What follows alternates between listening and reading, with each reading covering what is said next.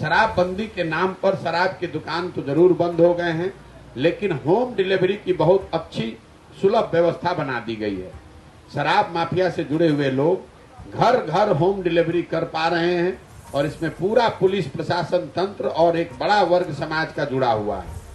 आपका हमारा बिहार सरकार का एक अनुमान के हिसाब से शराबबंदी की वजह से हर साल 20,000 करोड़ रुपए का नुकसान हो रहा है राजस्व का, और ये पैसा जा रहा है शराब माफिया और प्रशासन के भ्रष्ट हिस्से को, जो कि शराब की खुलेआम बिक्री करा रहा है।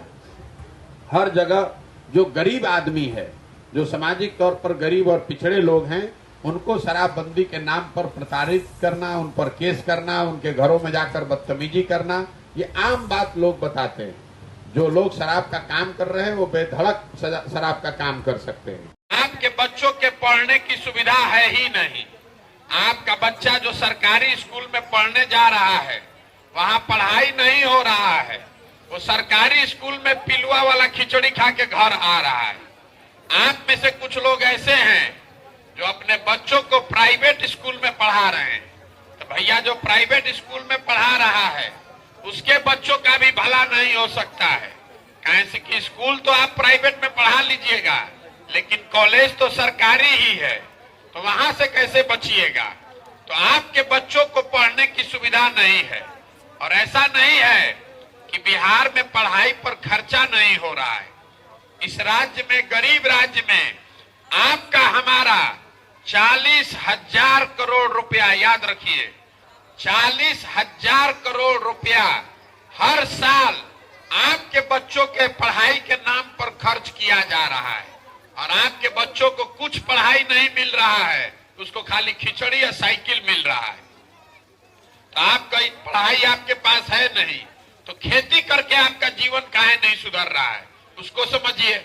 तो बिहार में जितने लोग रहते हैं, आपके गांव में भी जितने लोग रहते होंगे, 100 में से 60 आदमी के पास एक धूर जमीनें नहीं है। 40 में 39 एमपी जिताकर आपने भेजा है। 26 एमपी का राज्य है गुजरात। गुजरात में फैक्ट्री लगेगा, गुजरात में बुलेट ट्रेन चलेगा, गुजरात में सी प्लेन चलेगा। अब बिहार का आदमी बैलगाड़ी पर चलेगा। हम लोग मुफ्त में वोट देते रहेंगे। तो गलती मोदी जी का है कि हम लोग का है। एक शहर है गुजरात में सूरत, एक अकेले शहर सूरत में 5 लाख से ज्यादा बिहार के लड़के मजदूर हैं। आप बताइए, जरा सोचिए कि सूरत में कितना फैक्ट्री होगा। अगर मोदी जी सूरत में इतना फैक्ट्री लगवा सकते हैं तो 2-4 वैशाली या चंपारने में लगवा देते। देश में कौन सा ऐसा उद्योगपति है जिसको आज प्रधानमंत्री बुला के कह दें कि नहीं तुमको वैशाली में फैक्ट्री लगाना है, तो किसको दम है कि कह देगा कि नहीं लगाएंगे। तो काहे नहीं मोदी जी फैक्ट्री यहां लगवा रहे हैं? अरे आपको ये समझ में नहीं आ रहा है। अगर फैक्ट्री यहां लग जाएगा तो 15,000 रुपया में 2 करोड़ जवान मजदूर मिलेंगे कहां से? पूरे देश में हम लोग मोटरसाइकिल, कार, फ्रिज, सीमेंट, छड़ नहीं बना रहे हैं। हम लोग खाली बना रहे हैं मजदूर। जवान लड़कों को आप पेट काट काट के पाल पोस के बड़ा किए। 20 साल 25 साल का लड़का हुआ, ट्रेन में, बस में भेड़ बकरी की तरह बैठ के बिहार का लड़का जा रहा है सब। आपने देखा कोरोना के दौरान जिन मजदूरों को, जिन बच्चों को मार के भगा दिया लोगों ने, उन्हीं मजदूरों को वापस बुलाने के लिए लोग ट्रेन से, बस से, प्लेन का पैसा देके बुलाया। क्यों बुलाया? तमिलनाडु में मजदूर नहीं है, केरल, गुजरात में मजदूर नहीं है, वहां पर भी मजदूर है। लेकिन तमिलनाडु में जो मजदूर है वो लेगा महीने में 35,000, 40,000 रुपया, और बिहार का गरीब बच्चा जाकर काम कर रहा है 15,000 रुपया पर। के लोग ये नहीं कहेंगे कि लालू यादव ईमानदार है, कि उनके लोग भ्रष्टाचार में शामिल नहीं है। हमने खुली चुनौती दी है नीतीश कुमार को।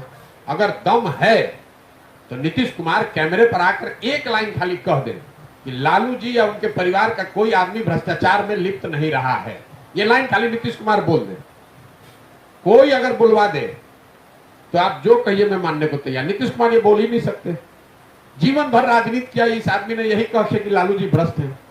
लोगों को दिक्कत इसलिए नहीं है कि लालू जी पर या किसी नेता पर रेड क्यों हो रहा है, लोगों को दिक्कत इसलिए है कि वही नेता जब भाजपा से जुड़ जाता है तो उस पर रेड बंद हो जाता है। अगर रेड या जो कार्रवाई है वो समान तौर पर सब पर हो तो जनता उसको अप्रिशिएट करेगी, लेकिन लोगों को दिक्कत है कि भैया जब तक आप विपक्ष में हैं तो आप पर कार्रवाई हो रही है, जिस दिन आप भाजपा का दामन थाम लिए तो आप साफ हो गए, उससे दिक्कत। आप ये मत, लेकिन इसका मतलब ये नहीं है कि जिन लोगों ने चोरी की है, जो भ्रष्ट रहे हैं, उन पर कार्रवाई हो रही तो जनता उनके समर्थन में नहीं, इसीलिए आप देख रहे हैं कि उनको कोई सहानुभूति भी नहीं मिल रही है। कैसे मिलेगी सहानुभूति? आप लूटे हैं ही। बिहार में आरजेडी की सरकार में भ्रष्टाचार नहीं हुआ ये कोई कह सकता है? और लालू जी को कोई आज की सीबीआई और ईडी ने तो पकड़ा नहीं है, पिछले 25 साल से वो केस चला है, अलग अलग सरकार रही है, उसमें 15 साल तो लालू जी के समर्थन की सरकार रही है, अलग अलग ईडी सीबीआई के लोग रहे हैं, हर स्तर पर कोर्ट में सारे प्रयास करने के बाद उनको सजा दी गई। उसके बाद आप अगर कोई विंडिक्टिवनेस वाली बात अगर खाली यूनिवर्सिटी किसी के प्रति अगर है, वो तो आज की न बात होती भाई, ये तो 25 साल के ट्रायल में, जिसमें 15 साल तो आप खुद सत्ता पर आप ही काबिज